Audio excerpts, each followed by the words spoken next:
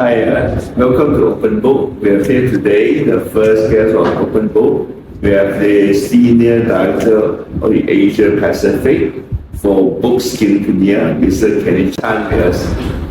Kenny, Hey. how are you doing today? I'm fine, thank you. Thank you for visiting the country. Yeah, I think a lot of people would like to know how to start in the book industry. Yeah, tell us. For all intents and purposes, I started in 1983 when I left the Foreign Service. Because before I left the Foreign Service, I had 4 job offers, including continuing my Foreign Service career, which was going to Jakarta as a diplomat.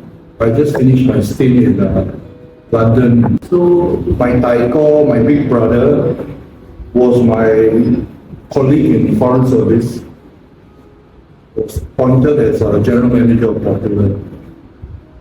He invited me to join him. What do you think now about the book industry in Malaysia, particularly? It looks very bright and cheery because, as you know, MPH is going to open an exchange 3RX, big one, right? Sutaya, the Japanese chain, has opened a new one just recently, I think the last couple of weeks, in Intermart Mall, which was the old Yao Chuan Plaza. There are a few others, alternative bookshop at Tokyo Zoo, which opened this year. So the market looks very, very rosy. But I was at the last KL book fair, and I can see that the market for Bahasa Malaysia books is very, very strong. After COVID, the revenge buying has been very good, and still very strong. BookTok is so strong because social media is driving a lot of the authors that are good in social media to the sales too. And other glamorous parts of the business, especially among the young people, are the collaboration or the adaptations into streaming content like movies and TV and manhwa have been adapted for Netflix or Amazon. When you read, you spark imagination.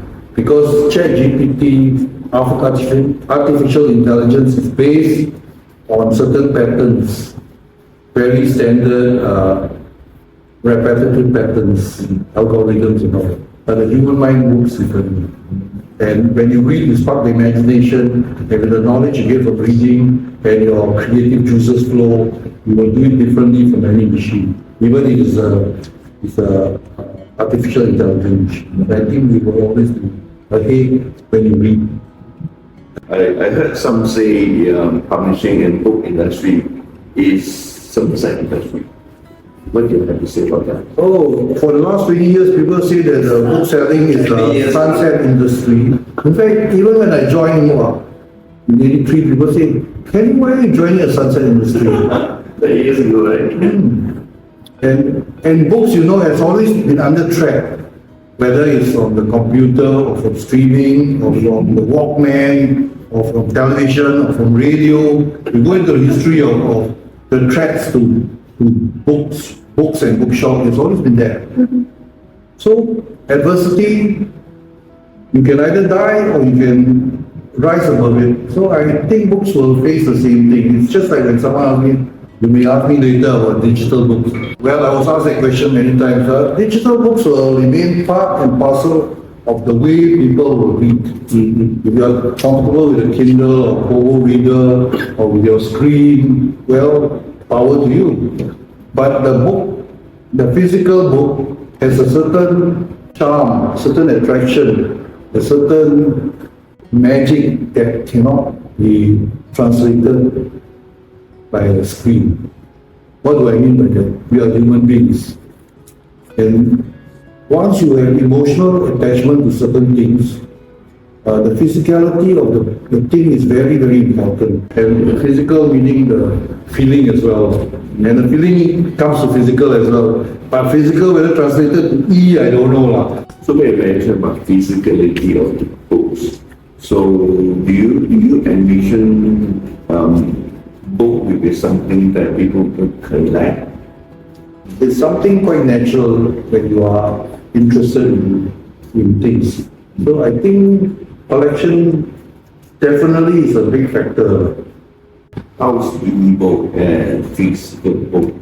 Are these two is going to coexist? There are a lot of second-hand bookshops Mm-hmm. where you can buy the book and you can sell it back to the second book owner, and he will give you money so you can buy another book. And these second-hand bookshops are slowly dying off because it's being replaced by digital books. I used to buy books on two levels. One, if it's a new book, I'm not sure, try it out. Okay, let's try it out. No good.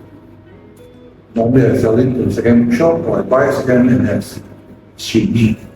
But if something you love, or you know you want, and you have never seen it before anyone buy, of course you buy it. So the digital book, to me, a lot of it is now in the KIV read to read list, PBR.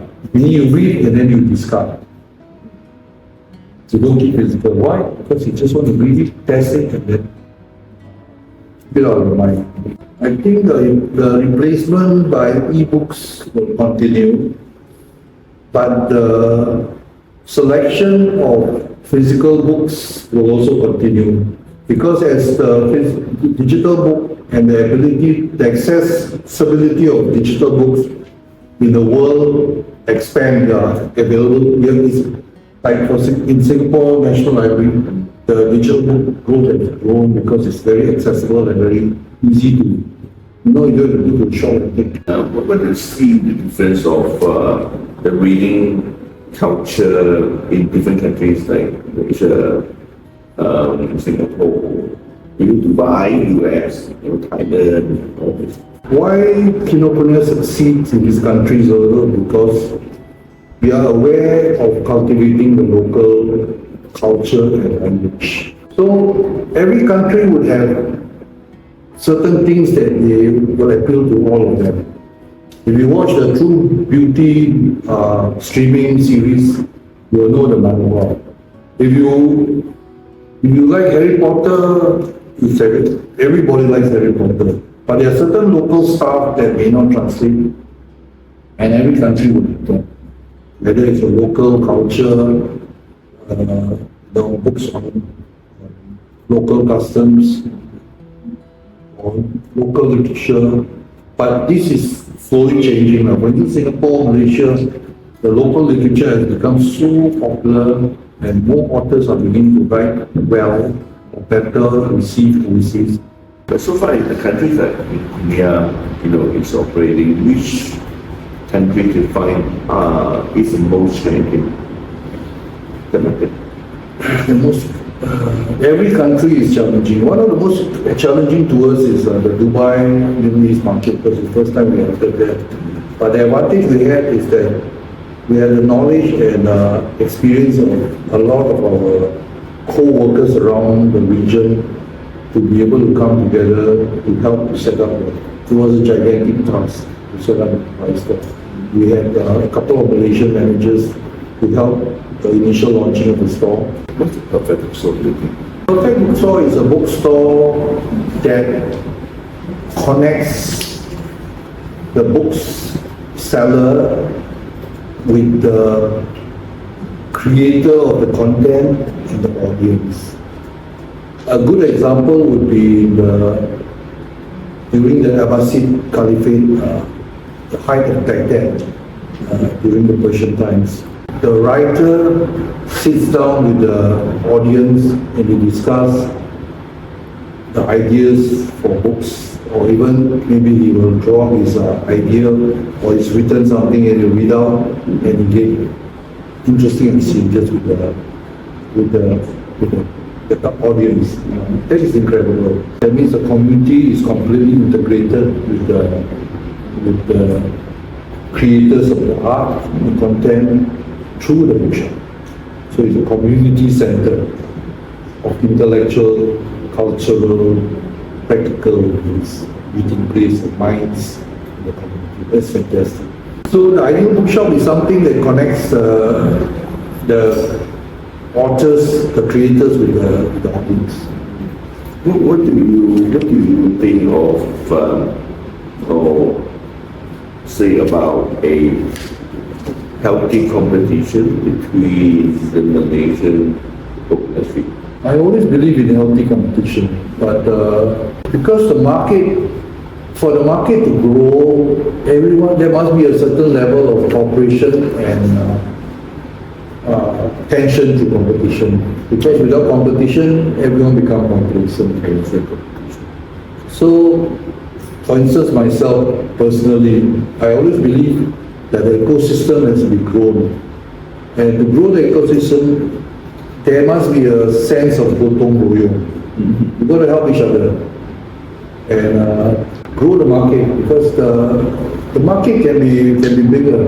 And the only way to get it bigger is when you share knowledge and experience and improve from there in terms of publishing, in terms of retail, in terms of how we communicate with our customers, our readers. It's easier said than done. Get a sense of advice for the publishers. I think the publisher has always to be very connected to the marketplace in terms of what they publish. But of course, certain things cannot be done in a focus group or research, because like what you have been doing, you must have a belief in yourself, and what you publish will be for the betterment of the society, the community, the world even.